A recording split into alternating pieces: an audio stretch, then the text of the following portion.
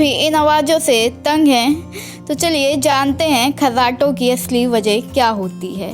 जब आप गहरी नींद में सोते हैं तो आपके मुंह, जीभ और गले की मांसपेशियों को आराम मिलता है। इस दौरान गले के कुछ टिश्यू इतने सॉफ्ट हो जाते हैं कि वो आंशिक रूप से वायु मार्ग को ब्लॉक करने लगते हैं और इस वजह से वाइब्रेशन होने लगता है। वायु मार्ग जितना संकुचित होता है, हवा का प्रवाह उतना तेज होता जाता है और कंपन बढ़ता जाता है, जिससे खर्राटे की आवाज़ जोर जोर से आने लगती है, कुछ ऐसे। खर्राटे आने के और भी कई सारी वजह, जैसे कि साइनस की प्रॉब्लम, शराब का ज़्यादा सेवन, एलर्जी, कोल्ड ड्रिंक या फिर मोटापा। खर्राटे को हमें हल्की फुल्की बीमारी की तरह नहीं समझना चाहिए, क्योंकि ये कई बड़ी स्लीपिंग डिसऑर्डर जैसी प्रॉब्लम्स क्रिएट कर सकती हैं।